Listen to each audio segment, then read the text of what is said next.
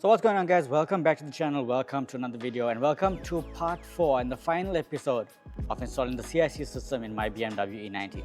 Part 1 was the physical overview of all the parts, part 2 was dashboard removal, part 3 was physical installation of all the parts, and part 4, which is what we're doing now, is the coding. The reason why we had to do the coding is because when you are moving parts from one car to another, it needs to be VIN registered, or basically it needs to have the coding that the vehicle comes with. All you're going to need is a K+ DCan cable, which you can pick up anywhere, or you can pick it up on Bimmergeeks website, link down in the description down below. The software that we're going to be using is the Bimmergeeks Protool. Now bear in mind, this is an Android-only device, an Android-only supported app at this current point in time. But links to all Bimmergeeks products will be in the description down below.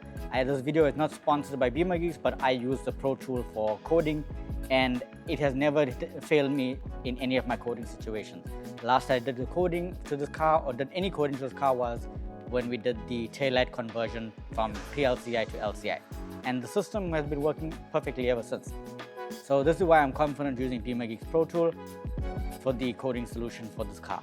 As well as you're going to need an on-the-go adapter. Now I'm using my original Samsung on-the-go adapter, which came with my S10 back in 2019. Up till now, I'm using it on my Galaxy S22 and there's no problems. So yeah, that's what you're going to be using, unless if you already have a Bluetooth or wireless dongle, by all means you can do that. But for the E series, you just need a K+ DCan cable that is from OBD2 to USB and a on-the-go adapter. Thereafter, you can just plug it into your phone and everything should work as it should. Before you do any coding to the car, or before you interfere with any of the electronics, especially if you're coding, you're gonna want to have the car on a charger. Now this is a smart intelligent charger which drops amperage as the battery requires. I will leave links to this charger in the video description if you want to check it out, or you can just use a normal trickle charger, whichever you feel like choosing. So basically this is the cable right here. It's the K+ DCan cable which goes to the on-the-go adapter, which is right here. You can see this is an original Samsung on-the-go adapter. It's not in the best of conditions because I was working with it, but this is all you're going to do. Plug the cable into the OBD port, into the car, as well as into your phone. Thereafter, you're going to open up the Bimmergeeks Protool app. You're going to tap to connect. You're going to select E series. So E6X, E7X, E9X. You're going to click that. That's basically, let's say, Gen 2. And then you're going to click connect. Once it establishes connection, it's going to do a needle swipe on the speedo, which once connection is established, which is just done. Now it is important to know that when you are connecting it to your phone, you want to remove any cases or any covers that you have, just so that it has a more solid connection. Sometimes we have a thicker, bulkier case.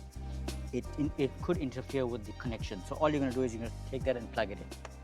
So once you're in the Pro Tool, all you're going to do is scroll all the way up to entertainment until you see radio system. Once you see radio system, you're just going to click coding. It's going to read the vehicle order, and all you're going to do is you're going to press factory code. So that after you finish do the factory coding, all you're going to want to do is you're going to turn off the ignition.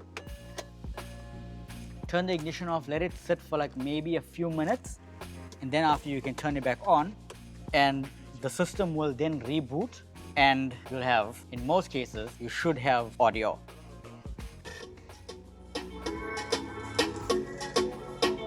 Now also, I don't have the best of lighting in the car, unfortunately, but as you can see, everything lights up, the controller lights up, and when I move it, everything works. You press settings, you can control the car, control display, let's say for example, it drops the brightness as it should. You can set everything works as it should, basically based on what the vehicle is coded for, which is why it's important to factory code. Thereafter, you can go into vehicle information, you can do everything that you can do before. So yeah, everything works. You press, it has this dedicated radio button. When you press radio, the radio works. I'm going to CD.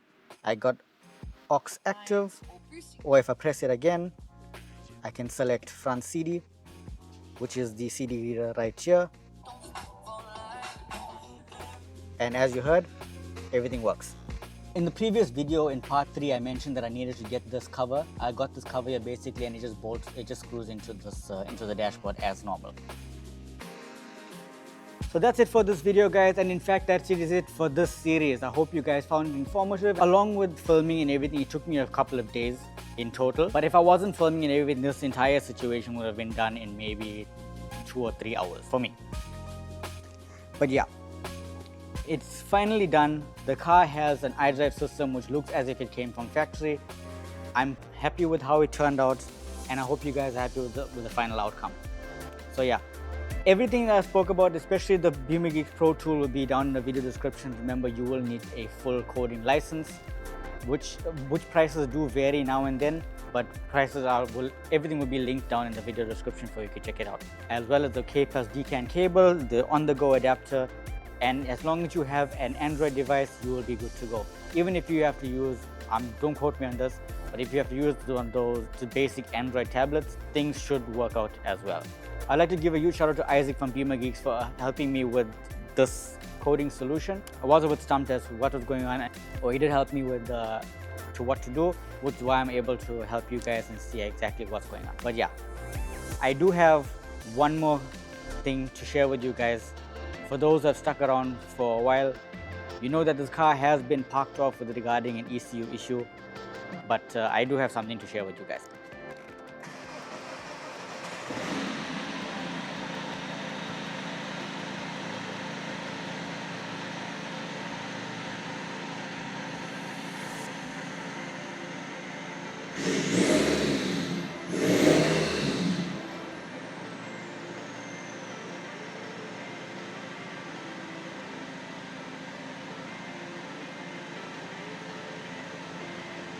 I finally got the ECU sorted out.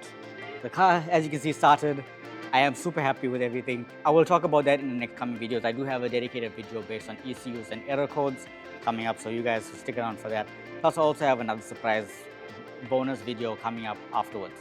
But yeah, thank you so much for watching, guys. Thank you all for following the series. Thank you for everybody that has joined in and participated, whether it was on my social media or on YouTube.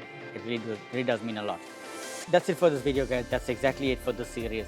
Thank you so much for watching. Leave your thoughts and feedback in the comment section down below. Please do give this video a huge like and subscribe if you're new, or if you want to keep up with any other future projects. And I'm happy to say that this car is getting closer to being done. Thank you so much for watching, guys. I'll see you in the next videos. Have a great day.